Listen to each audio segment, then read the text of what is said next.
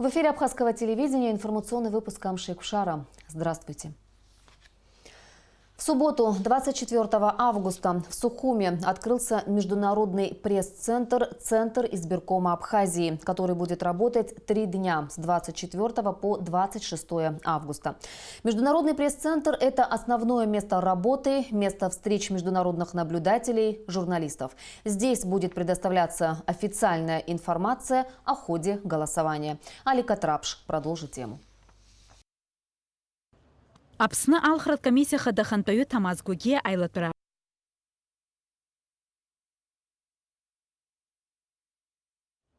Открывая пресс-центр, председатель ЦИК Тамаз Гоги озвучил списки кандидатов в президенты и вице-президенты Абхазии. Рассказал о порядке голосования на избирательных участках. В выборах могут принять участие граждане Абхазии, достигшие 18 лет с действительным абхазским паспортом. Всего по республике организовано 152 избирательных участка в 35 избирательных округах. Кроме того, 3 избирательных участка откроются за рубежом – в Москве, Черкесске, Стамбуле.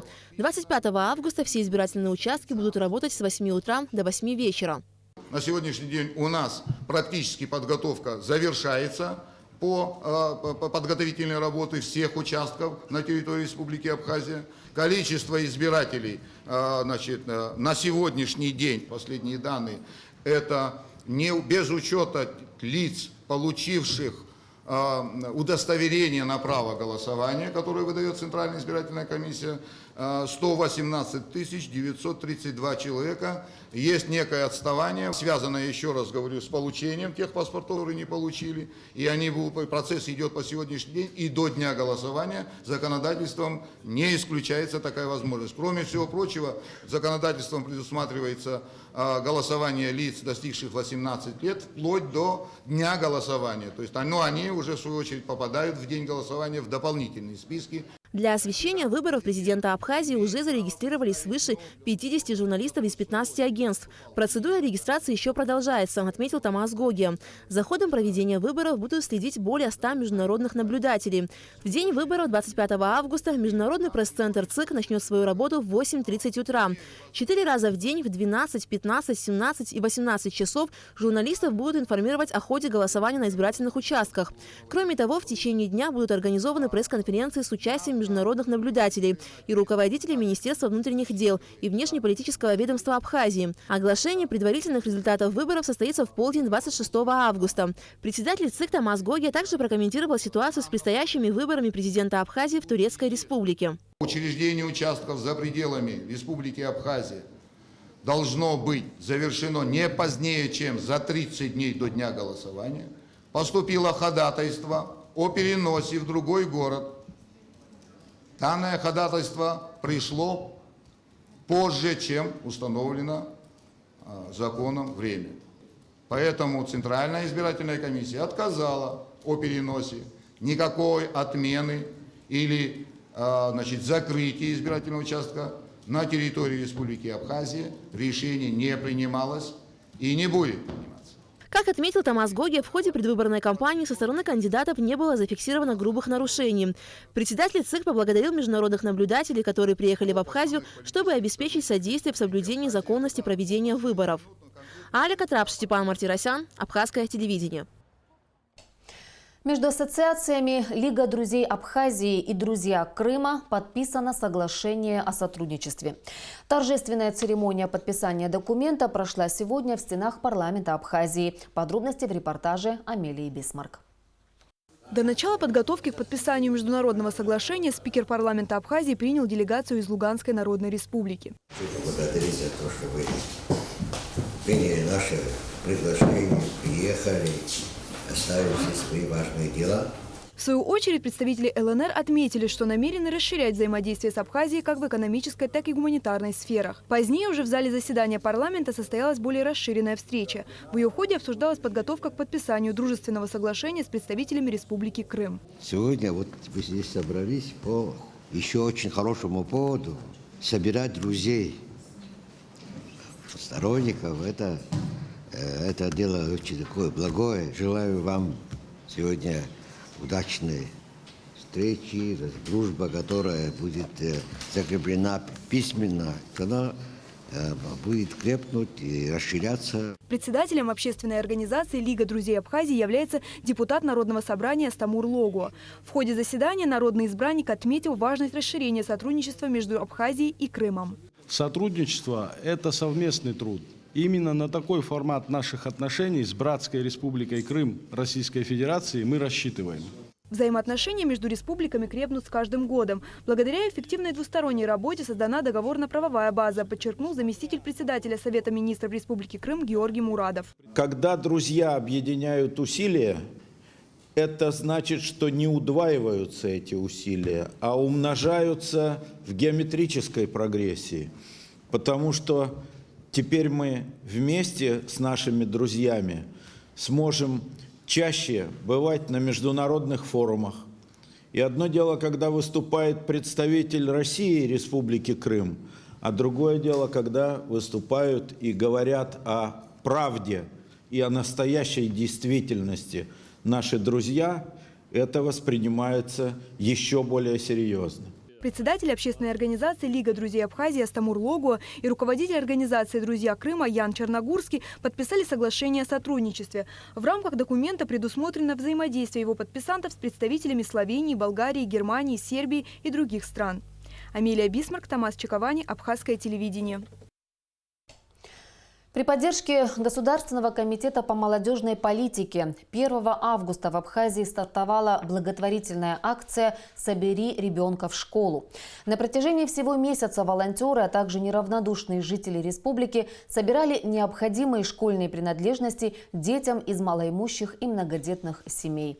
Гугут Савардания расскажет подробнее. Тетради, ручки, карандаши, учебники, дневники и школьную форму приносят в Госкомитет по молодежной политике, где каждый день с 1 августа волонтеры, а также неравнодушные жители республики собирают все самое необходимое к школе детям из малообеспеченных семей. Подготовка к началу учебного года в самом разгаре.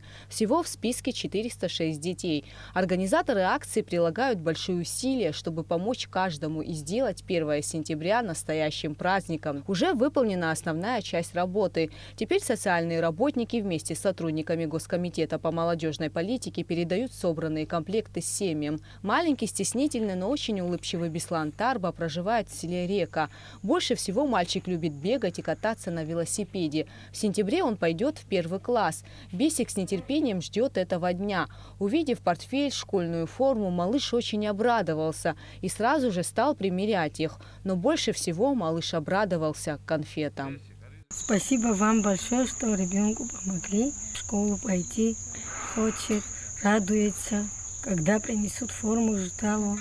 У Хиблы дочери 3 детей, все школьники, проживают в селе Тхина. Самому младшему Вадиму 6 лет. В этом году мальчик идет в 0-й класс. Вадим мечтает ходить в школу вместе со своими сестричками. И каждое утро спрашивает у мамы, когда же наступит этот день.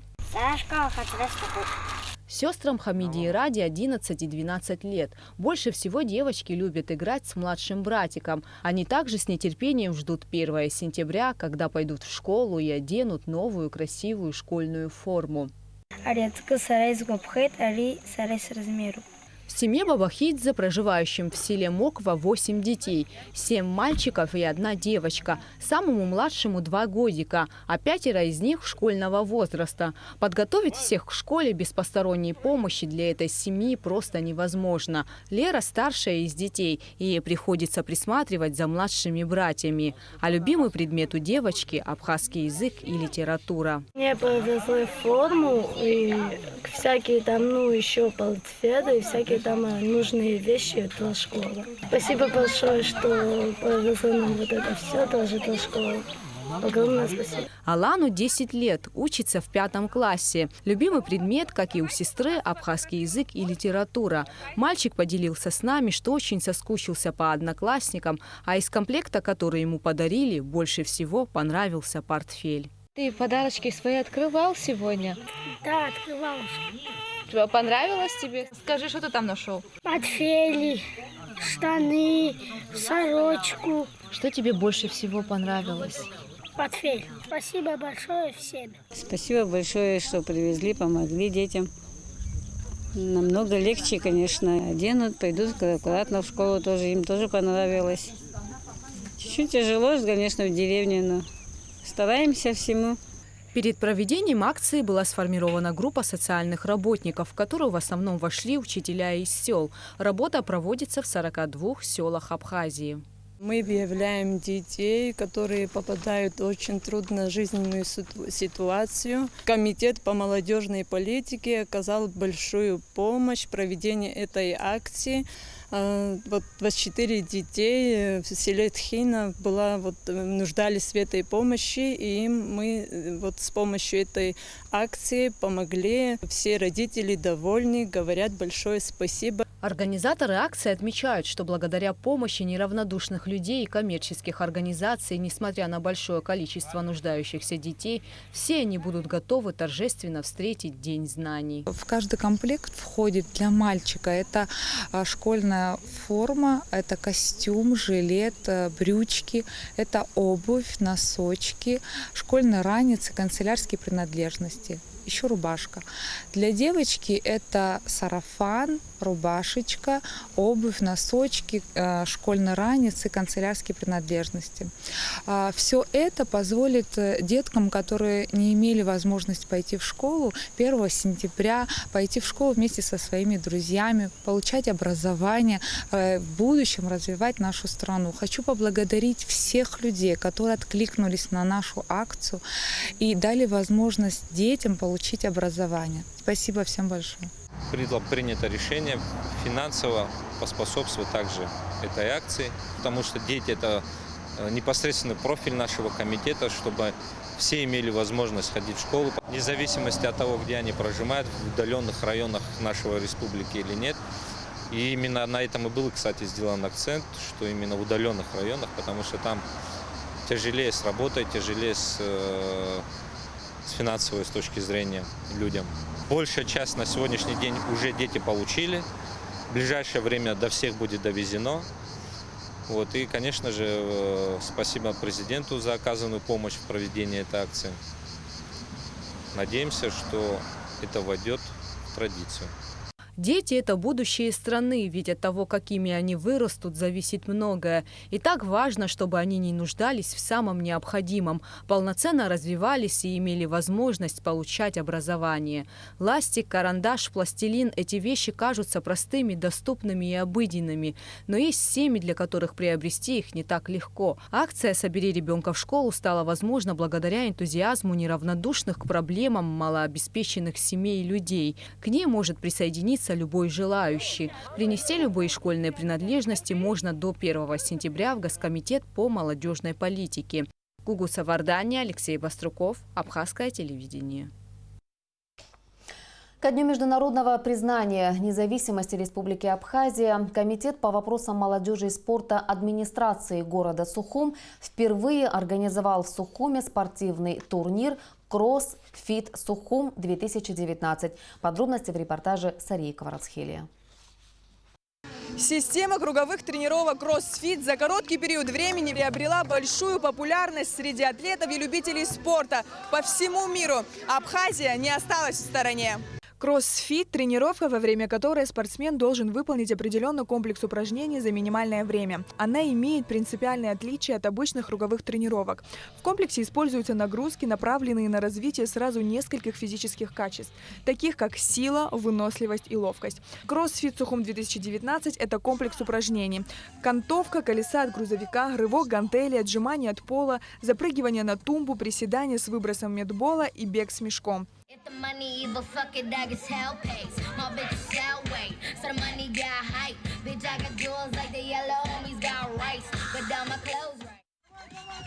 Отлично! Это медбол, который нужно выбросить на определенную высоту. Это не так легко, как кажется. Кроссфит Сухум-2019 собрал 30 спортсменов из разных районов Абхазии. В турнире могли принять участие все, кому больше 18 лет. Мероприятие проходит на высшем уровне, все очень понравилось. Спасибо большое организаторам. Я приехал из города Гудаута, представляю военную часть. Выступил не так, как хотелось бы, конечно, можно было бы и получше, но есть к чему стремиться. Уровень на самом деле здесь не маленький, потому что есть профессиональные боксеры.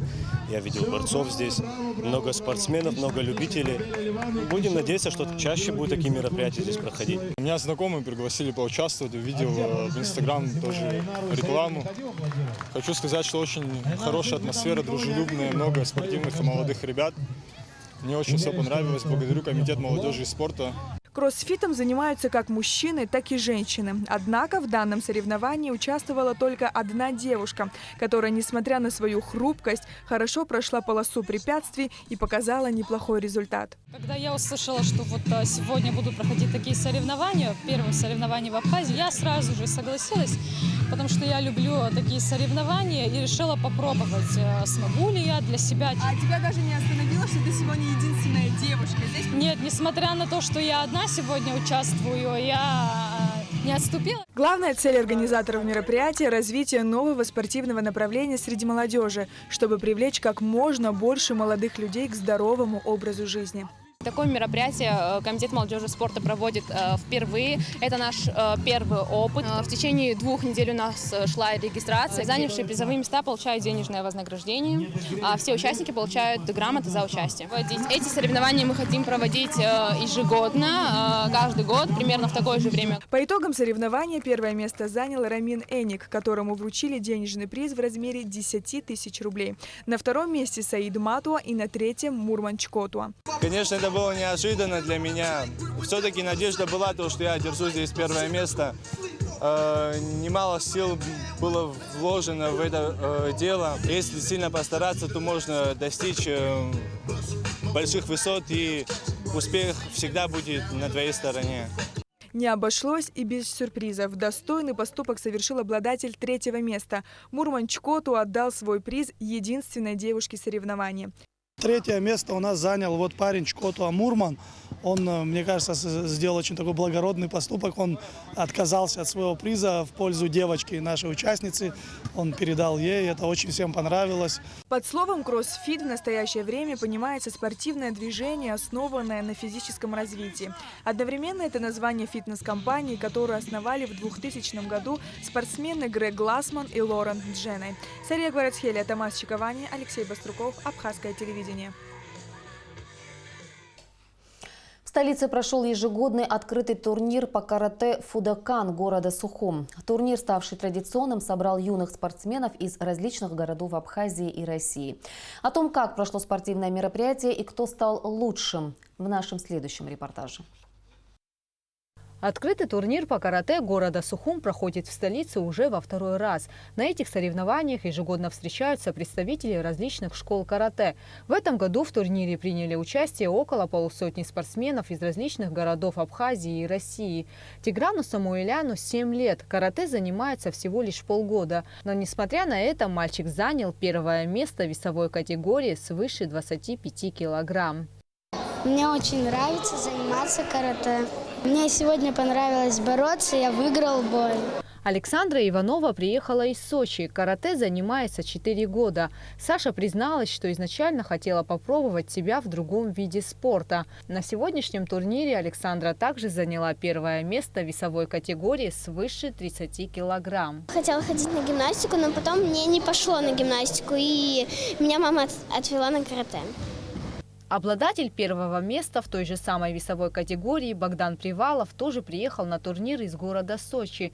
Юный спортсмен уже не в первый раз принимает участие в турнирах по карате. Не первый раз принимаю участие в городских турнирах, мне очень понравилось. Тренер команды из Сочи Артем Андреев результатами своих подопечных доволен и выразил надежду на то, что его подопечные примут участие в турнире и в следующем году. Привез сюда мало, 9 человек всего, но результаты порадовали. У нас 7 золотых и 2 серебряные медали. Данный турнир организован Федерацией карате «Фудокан» Абхазии при поддержке различных российских федераций карате. Очень плотно работаем с Федерацией карате Краснодарского края. Мы очень плотно работаем с другими федерациями карате в Российской Федерации. И так как наши спортсмены сегодня принимают участие в турнирах в Российской Федерации. Естественно, они нас поддерживают в этом плане, в плане судейства, в плане хороших конкурентоспособных бойцов, которых они нам привозят. А наши ребята такими большими шагами, могу сказать, что уровень, так сказать, высокий нагоняют, и сегодня мы можем выезжать куда-то. В турнире принимали участие спортсмены от 4 до 15 лет в различных весовых категориях. Победители соревнований были награждены грамотами, кубками и медалями. Гугут Савардания, Руслан Орлов, Абхазское телевидение. И в завершении выпуска о погоде. По сообщению Гидрометцентра, 25 августа на территории Абхазии ожидается облачная с прояснениями погода. Ночью и утром возможен кратковременный дождь, гроза, туман. Температура воздуха ночью плюс 18-23, днем плюс 24-29 градусов.